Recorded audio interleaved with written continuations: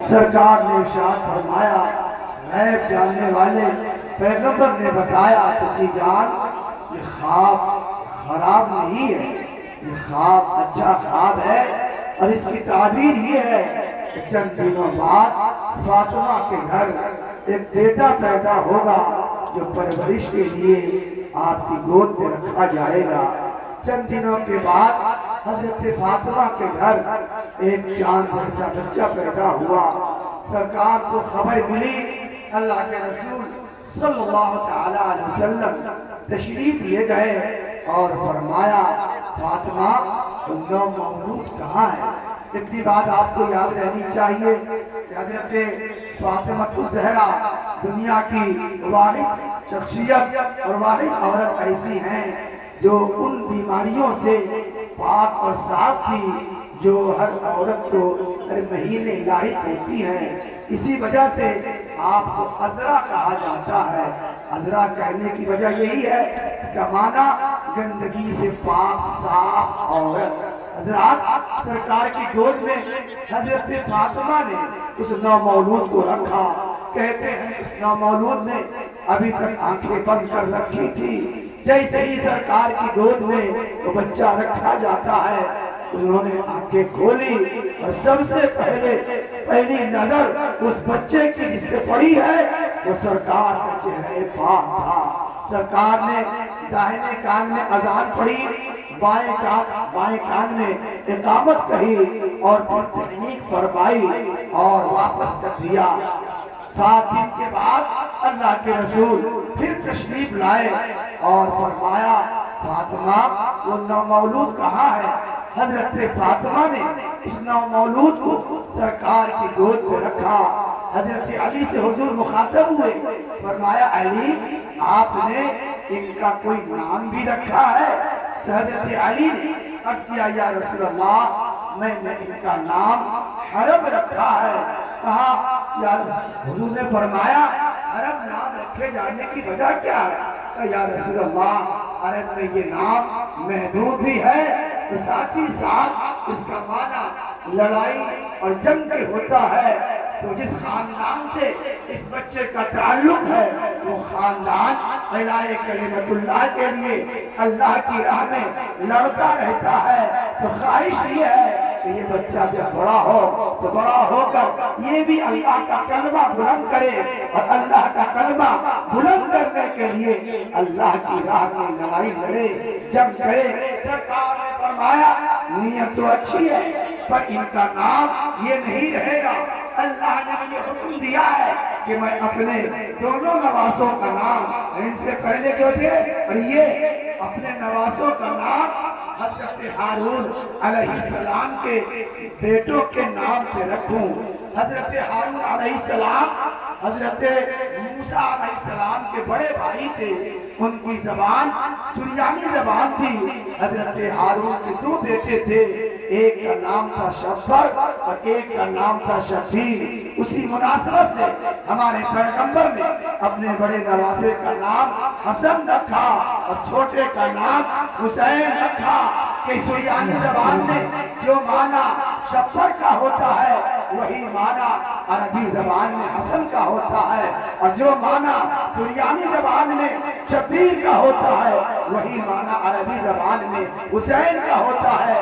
یہی وجہ ہے کہ حضرت حسن کو حسن بھی کہا جاتا ہے اور شبیر بھی کہا جاتا ہے، اور حضرت حسین کو حسین بھی کہا جاتا ہے اور شبیر بھی کہا جاتا ہے۔ سرکار نے ارشاد فرمایا، ہما اسمان من الجنہ، الحسن والحسین اسمان من الجنہ، یہ دونوں نام جنتی نام ہے۔ اللہ تعالیٰ نے ان ناموں کو مخفی رکھا تھا، یہاں تک کہ میں نے اپنے نواسوں کا نام اور حسن حسین رکھا ہے۔ حضرت گرامی نہ حسن سے پہلے دنیا میں کسی کا نام حسن رکھا گیا، نہ حسین سے پہلے کسی کا نام حسین رکھا گیا۔ لوگوں ذرا بتاؤ جس کے نام کا جواب دنیا میں نہیں ملتا ہے اس کے کام کا جواب کیسے ملے گا؟ اللہ آغوش فاطمہ میں حضرت حسن حسین کی پرورش ہو رہی ہے۔ آغوش علی میں وہ پاک گھرانہ جس کی پاکی کی گواہی قرآن دیتا ہے کہ اہل بیت اللہ کا تو ارادہ یہی ہے کہ تجھ کو ہر گناہ نبی سے پاک اور عرش سے پاک رکھا جائے، ایسے پاک گھرانے میں جس کی گواہی آسمان سے اترتی ہے، ایسے گھرانے میں حسین کی پرورش ہو رہی ہے۔ سرکار ارشاد فرمایا ہمارا حانی من الجنہ، یہ دونوں جنت کے پھول ہیں، اسی لیے چومتا بھی ہو، اسی لیے سونگتا بھی ہو۔ نبی کریم سید عالم صلی اللہ تعالی علیہ وسلم نے ایک مرتبہ عبداللہ ابن عمر سے فرمایا فاطمہ کے گھر جاؤ اور حسین کو بلا کر لے آؤ، حضرت گرامی اور حسن کو بلا کر لے آؤ۔ حضرات عبداللہ ابن عمر جاتے ہیں، تو آنے میں تاخیر ہوئی، انتظار میں ہے کہ حسن اور حسین اب آتے ہیں کہ کب آتے ہیں، تاخیر ہوئی، بار بار حضور فاطمہ کے گھر دیکھ رہے ہیں۔ اتنے ہی میں وہ دونوں شہزادے گھر سے نکلے اور سرکار کی طرف آنے لگے۔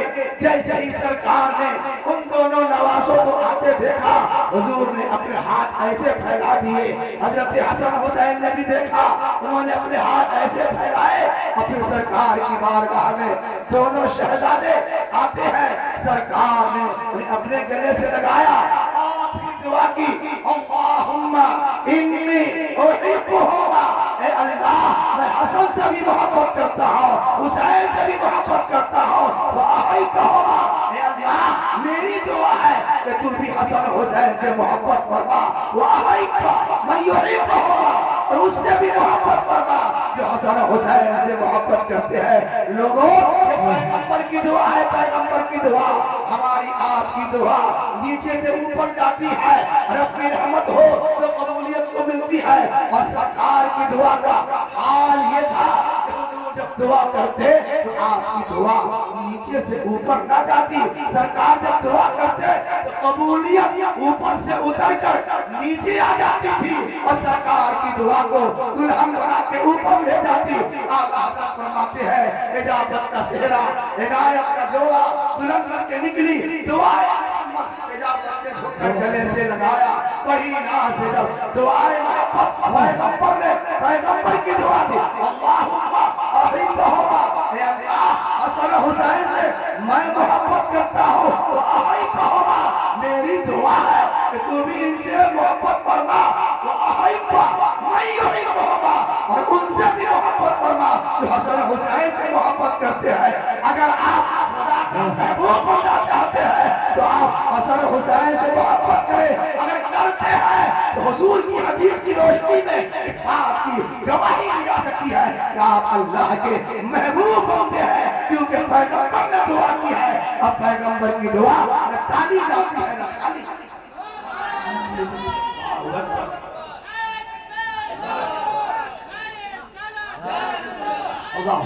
اللهم صل على سيدنا وشفيعنا ومولانا محمد بارك وسلم صلاة وسلام عليك يا رسول الله۔ حضرات حضرت حسن حسین پڑھ رہے ہیں، پڑھ رہے ہیں، تربیت ہو رہی ہے۔ اس انداز سے میرے سرکار نے ان حضرات کی تربیت کی، کیا کیا عطائیں کی۔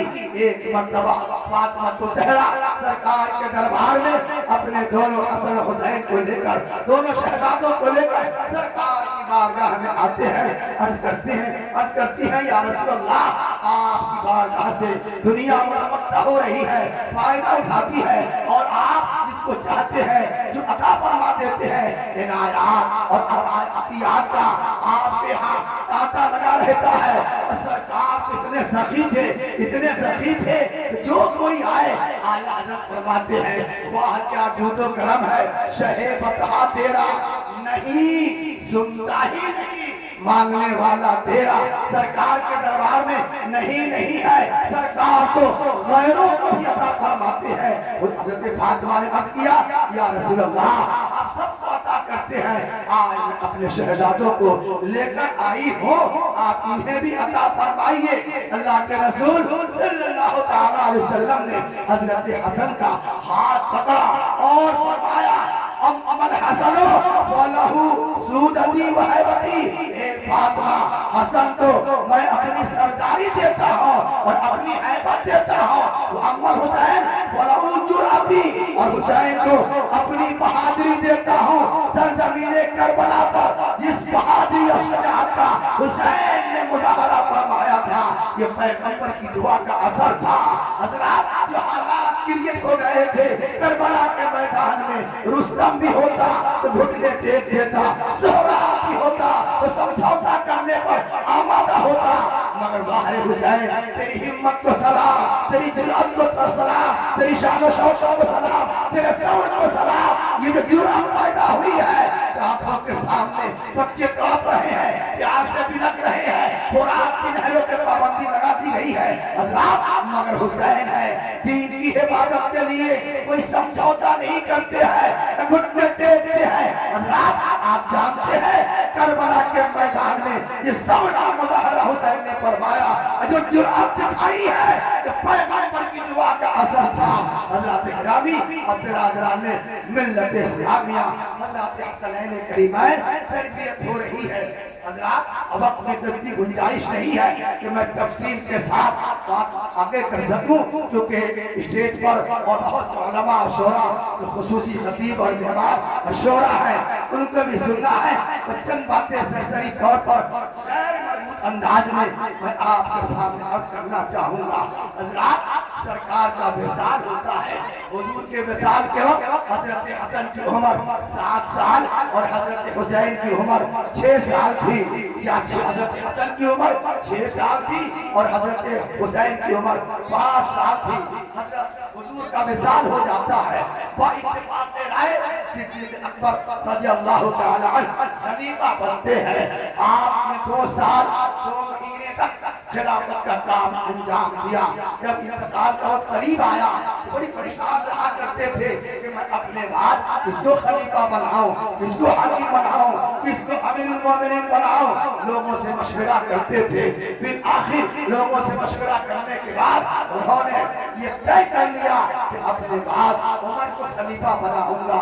حضرات گرامی ایک صاحب کو معلوم ہوا کہ حضرت ابوبکر عمر کو خلیفہ بنانے والے ہیں، آج سرکار کے دربار میں عرض کیا ابوبکر مجھے معلوم ہوا ہے کہ آپ نے اپنے باپ عمر کو اپنا خلیفہ بنانے کا ارادہ کیا ہے۔ ابوبکر اللہ سے ڈرو، آپ کو نہیں معلوم کہ عمر کتنے سخت آدمی ہے، پیغمبر کے زمانے میں تو کسی کی رعایت نہیں کرتے تھے، جب خود امیر المومنین بن جائیں گے تب اللہ کے بندوں کا کیا حال ہوگا۔ آپ اللہ سے ڈریے۔ خدا نے پوچھ لیا ابوبکر تم نے عمر کو عمر جیسے سخت آدمی کو ہمارے میرے بندوں پر کیوں کر مقرر کر رکھا تھا یا کر دیا تھا، کیا جواب دیجئے گا؟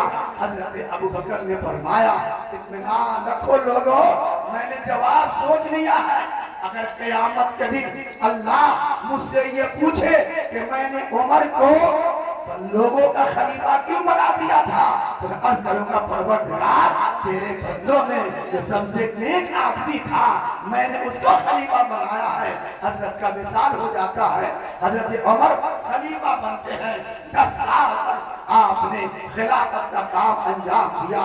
حالات ایسی خلافت اور ایسی عدالت قائم کی کہ شیر اور بکری ایک ہی پنکھٹ پہ پانی پیا کرتے تھے، اور ایسی خلافت کا نظام قائم کیا کہ 1942 میں گاندھی جی نے کہا تھا کہ آج ہم 1857 سے لے کر آج تک ہندوستان کی آزادی کی لڑائی لڑ رہے ہیں مگر ہمارا ملک آزاد نہیں ہو رہا ہے۔ مگر شبلی کی کتاب الفاظ پڑھنے کے بعد مجھ کو یہ اندازہ ہوتا ہے کہ آج ہمارے ملک میں عمر جیسا ایک بہادر پیدا ہو جائے تو آج ہمارا ملک آزاد ہو جائے انگریزوں سے۔ یہ کہ حضرت عمر فاروق رضی اللہ تعالیٰ عنہ آپ کی 10 سال کا خلافت کی، آپ کے بعد حضرت عثمان غنی خلیفہ ہوئے۔ نہایت بے دردی کے ساتھ آپ کو مدینہ شریف میں شہید کر دیا گیا۔ لوگوں نے کہا تم نے ایک خلیفۃ المسلمین کو شہر نبی میں قتل کر دیا ہے، یاد رکھو اب خلافت مدینہ سے رخصت ہو جاتی ہے اور قیامت تک کے لیے مدینہ ممالک اسلامیہ کی راجدھانی نہ بن سکے گا۔ حضرت علی خلیفہ ہوئے، انہوں نے اپنی خلافت کا مرکز کوفہ کو بنایا۔ 6 سال تک آپ نے خلافت کا کام انجام دیا۔ آپ کی شہادت ہو گئی تو لوگوں نے حضرت حسن کو خلیفہ بنایا۔ 6 مہینے تک حضرت حضرت حسن خلیفہ رہے، لیکن اس وقت اسلامی سلطنت کے تمام مسلمان دو حصوں میں بٹ گئے تھے۔ کچھ لوگوں نے حضرت امیر معاویہ کو اپنا حاکم مان لیا تھا اور کچھ لوگوں نے حضرت حسن کو مان لیا تھا۔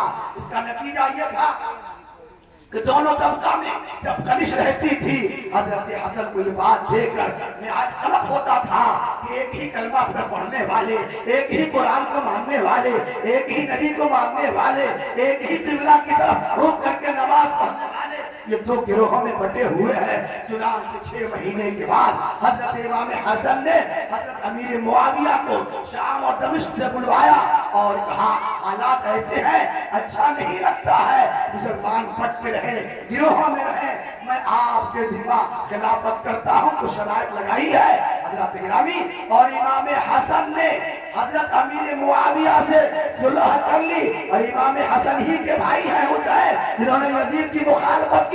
سبق مل گیا کہ جس سے حسن نے مصالحت کی ہے ہم ان سے بغاوت نہیں کر سکتے، اور حسین نے جس سے بغاوت کی ہے ہم اس سے موافقت نہیں کر سکتے۔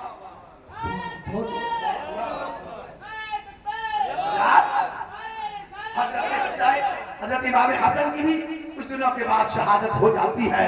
امیر معاویہ رضی اللہ تعالی عنہ نے 20 سال تک نہایت شاندار طور پر حکومت کی ہے، اور آپ اسلام کے پہلے بادشاہ ہیں۔ جب ان کا انتقال ہونے لگا، انہوں نے اپنے صاحبزادے، اپنے بیٹے یزید بن معاویہ کو خلیفہ بنایا۔ حضرات اس وقت یزید روایتوں کے مطابق ٹھیک ہی ٹھاک تھا، حکومت ملنے کے بعد وہ بگڑ گیا۔ حضرات بگڑ جانے کے بعد اس نے سوچا کہ میری خلافت تو انلیگل ہے، کل ہو کر کوئی میری خلافت اور حکومت کو آنکھ دکھائے گا تو میرے پاس اس کا کیا جواب ہوگا، کیونکہ اسلام نے خلافت اور جانشینی کا جو تصور ہے وہ وراثت کی بنیاد پر نہیں ہے، بلکہ وہ اہلیت اور صلاحیت کی بنیاد پر ہے۔ حضرت محبوب الہی امیر خسرو سے بہت محبت کرتے تھے، اتنی محبت کہ کہا کرتے تھے اگر ایک ہی قبر میں 2 مردوں کو دفن کرنا جائز ہوتا تو میں وصیت کر جاتا کہ میری ہی قبر میں امیر خسرو کو دفن کیا جائے۔ دل چاہتا تھا کہ اپنا جانشین امیر خسرو کو بنائے، مگر لیاقت جو تھی اور صلاحیت جو تھی حضرت خواجہ نصیر الدین چراغ دہلوی میں تھی، اس لیے بڑے پریشان کہ میں اپنا جانشین امیر خسرو کو بناؤں یا خواجہ نصیر الدین چراغ دہلوی کو بناؤں۔ امتحان کے لیے انہوں نے کھیر بنوائی، اور دلی کے بغل میں ایک گاؤں تھا کٹہری میں ایک مجذوب صفت بزرگ رہا کرتے تھے حضرت محمود شاہ بہار رحمت اللہ تعالی علیہ۔ ان دونوں حضرات کو کھیر دی، کہا جاؤ حضرت کو کھلا کر لے آؤ، اور جو کھا کر چھوڑ دے تم لوگ کھا لینا۔ یہ دونوں گئے ہیں، حضرت محمود شاہ بہار کے پاس کھیر رکھی ہے۔ حضرات حضرت محمود شاہ بہار مجذوب ٹائپ کے بزرگ تھے، کھانا کھایا، کھیر کھائی اور دھوپ وغیرہ لگا دیا، گیت گا کے کھایا، جس سے کراہت ہونے لگی، اور کھانے کے بعد جو بچا تھا اس کو پیش کر دیا امیر خسرو کی طرف اور حضرت خواجہ نصیر الدین چراغ دہلوی کی طرف کہ تم دونوں یہیں بیٹھ کر کھاؤ۔ حضرات خواجہ نصیر الدین چراغ دہلوی پورا لقمہ اٹھاتے تھے اور چاؤ کے ساتھ کھاتے تھے کہ حضرت کا تبرک ہے، مگر حضرت امیر خسرو ترکی و نسل تھے، مزاج میں تھوڑی نوابی تھی کیونکہ بادشاہ کے ہاں ملازمت تھے، آپ کو کھل لگتی تھی کھانے میں، ایک ایک دانہ اٹھا کے کنارے کنارے کھاتے تھے۔ حضرات یہی حالت تھی، اور حضرت خواجہ نظام الدین محبوب الہی اپنی خانقاہ میں پریشان ہیں، ادھر سے ادھر اور ادھر سے ادھر کر رہے ہیں اور کہہ رہے ہیں رب چاہے نصیر کو، نظام چاہے امیر کو، رب چاہے نصیر کو، نظام چاہے امیر کو۔ اور پھر نتیجہ یہ نکلا کہ 1000 محبت کے بعد آپ نے اپنا جانشین امیر خسرو کو نہیں بنایا بلکہ خواجہ نصیر الدین چراغ دہلوی کو بنایا۔ بتانا یہ تھا کہ اہلیت اصل چیز ہے، صلاحیت اصل چیز ہے۔ یزید سمجھتا تھا میری حکومت انلیگل ہے، غیر قانونی ہے، اس لیے ایک دلیل چاہیے، ایک سبق چاہیے جو میری خلافت پر سند لگ جائے، مہر لگ جائے، پھر میری خلافت کو کوئی آنکھ اٹھا کے نہ دیکھے۔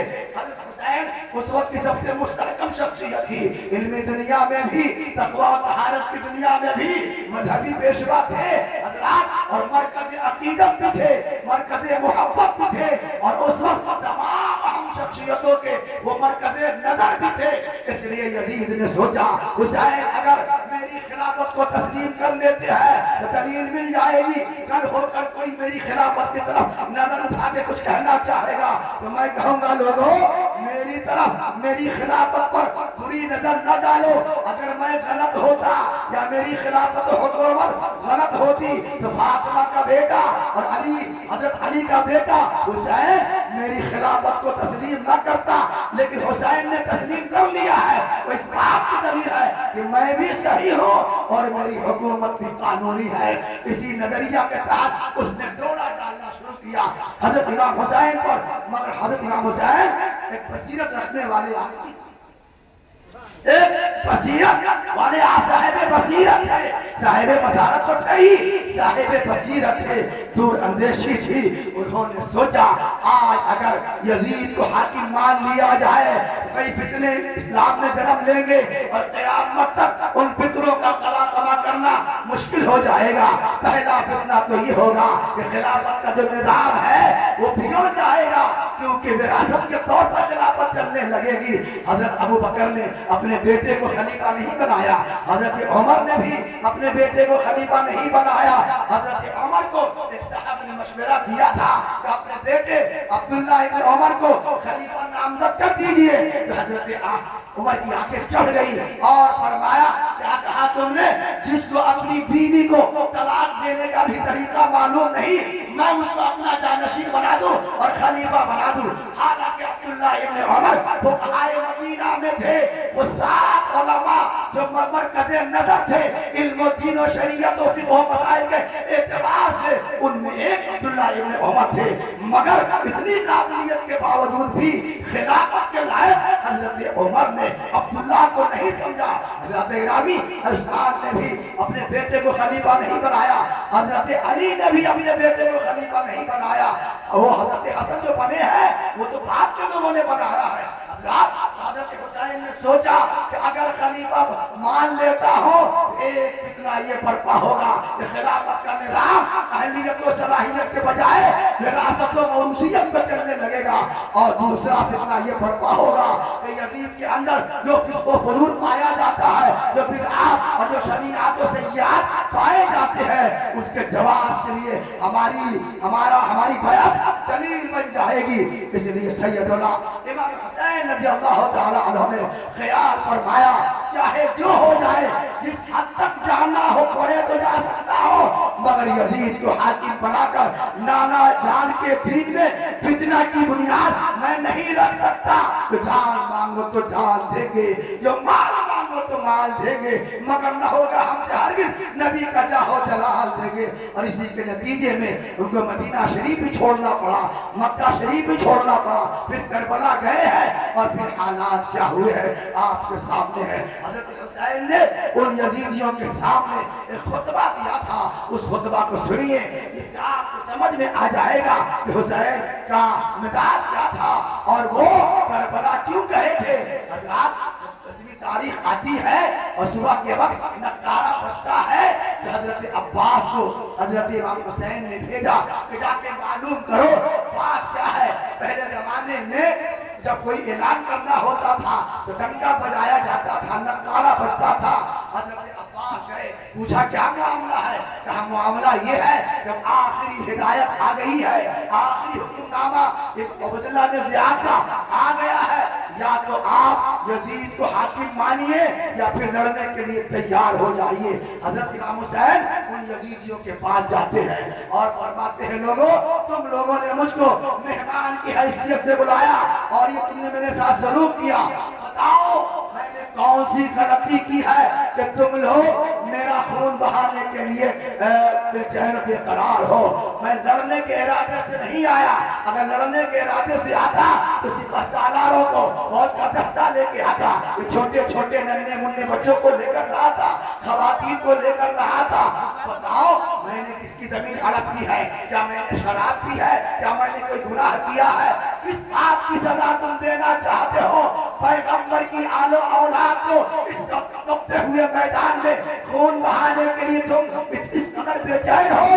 یزیدیوں اور کوفیوں اور ابن زیاد کے سپاہیوں, آنکھیں کھولو اور میرا چہرہ دیکھو. کیا میں حسین ابن علی نہیں؟ میں حسین ابن علی نہیں ہوں؟ سنو, کیا میں تمہارے پیغمبر کا نواسا نہیں ہوں؟ سن لو, پوری دنیا میں اس وقت میرے سوا کسی پیغمبر کا کوئی نواسا زندہ نہیں ہے. کیا تم نہیں جانتے ہو میں حسن کا بھائی ہوں؟ کیا تم نہیں جانتے ہو کہ میں فاطمہ کا بیٹا ہوں؟ جو فاطمہ کی شان یہ ہے کہ جنتی عورتوں کے سردار ہے, اور جن کی سواری قیامت کے دن پلسرات سے 70,000 حور کے درمیان گزرے گی تو اللہ کی طرف سے ندا ہوگی. اہل محشر اپنی نظریں نیچے کر لو, اس وقت میرے محبوب کی بیٹی فاطمہ کی سواری پلسرات سے گزرنے والی ہے. تمہاری نظر فاطمہ کی سواری پر بھی نہ پڑنے پائے. کیا تم نہیں جانتے ہو میں علی کا بیٹا ہوں؟ علی کا بیٹا جو فاتح خیبر ہے, جو داماد پیغمبر ہے. کیا تم نہیں جانتے ہو رسول اللہ اپنے کندھے پر مجھ کو بٹھایا کرتے تھے؟ کیا تم نہیں جانتے ہو حالت نماز میں پشت مبارک مصطفیٰ پر اگر میں بیٹھ جاتا تو پیغمبر کا سجدہ لمبا ہو جاتا؟ کیا تم نہیں جانتے ہو کہ پیغمبر نے یہ فرمایا یہ فرمایا ہے؟ اگر تم کو یہ لگتا ہے حسین تین ہاتھ رہے ہیں, اپنی بڑائی خود اپنے منہ سے بیان کر رہے ہیں یا جھوٹ بول رہے ہیں, تو جاؤ آج بھی اسلامی دنیا میں واقعہ لیثی موجود ہے, عبداللہ ابن عمر موجود ہے, حضرت عبداللہ ابن زبیر موجود ہے, ابو سعید خدری موجود ہے. جاؤ مکہ اور مدینہ ان بزرگوں سے پوچھو جو میں کہہ رہا ہوں وہ صحیح کہہ رہا ہوں یا نہیں کہہ رہا ہوں. حضرات ایک ایسا خطاب حضرت حسین نے کربلا کے تپتے ہوئے ریزگار میں دیا کہ پتھر کے سامنے بھی آپ کو خطاب فرماتے تو پتھر بھی شک ہو جاتا اور اس سے بھی پانی نکل جاتا, وہ بھی نرم ہو جاتا.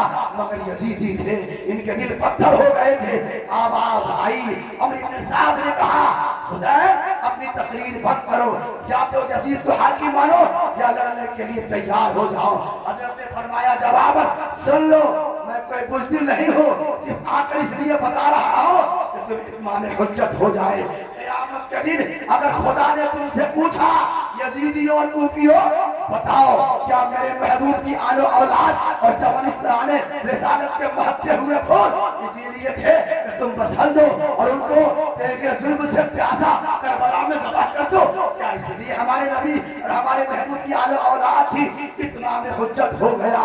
اب خدا کے حضور قیامت کے دن تمہارا کوئی عذر نہ مسموع ہوگا نہ مقبول ہوگا. اور جہاں تک حکومت ماننے کی بات ہے, یاد کر لو حسین کسی بھی قیمت پر یزید بن معاویہ کو اپنا حاکم نہیں مان سکتا.